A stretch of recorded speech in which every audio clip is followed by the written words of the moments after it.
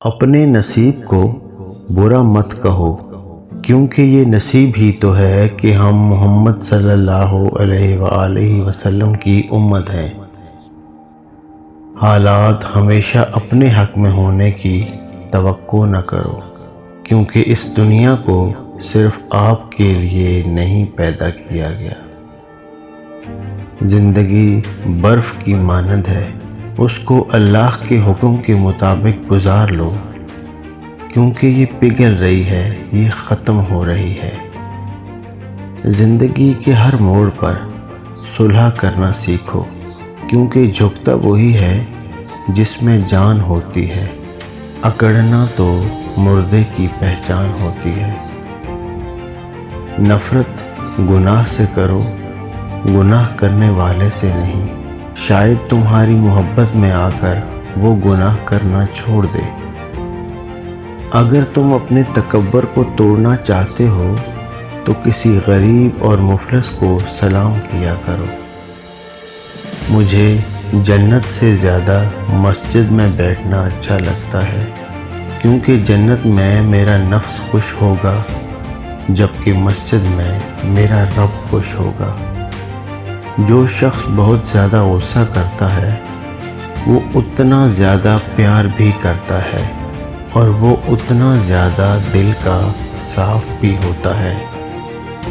انسان اس دولت پر اتنا تکبر کیوں کرتا ہے جو اگر حلال ہو تو حساب دینا پڑے گا اور حرام ہو تو عذاب سہنا پڑے گا؟ آپ کا ایک لفظ زخم بھی لگا سکتا ہے اور مرہم بھی بن سکتا ہے، اختیار آپ کے پاس ہے۔ انسان مایوس اس وقت ہوتا ہے جب اپنے رب کو راضی کرنے کی بجائے لوگوں کو راضی کرنے میں لگ جاتا ہے۔ راستہ پوچھنے میں شرم نہ کرو، ورنہ منزل کھو بیٹھو گے۔ غلطی زندگی کا ایک پیج ہے اور رشتے زندگی کی کتاب ہیں۔ ضرورت پڑنے پر غلطی کا پیج پھاڑ دینا، پر ایک پیج کے لیے پوری کتاب مت کھو دینا۔ کسی کی مصیبت پر خوشی کا اظہار مت کرو، اگر ایسا کرو گے تو ہو سکتا ہے رب اس کو مصیبت سے نجات دے دے اور تم کو اس میں مبتلا کر دے۔ بہترین انسان اعمال سے پہچانا جاتا ہے، ورنہ اچھی باتیں تو دیواروں پر بھی لکھی ہوتی ہیں۔ کسی انسان کی خوبی دیکھو تو اسے بیان کرو، لیکن اگر خامی مل جائے تو وہاں تمہاری خوبی کا امتحان ہے۔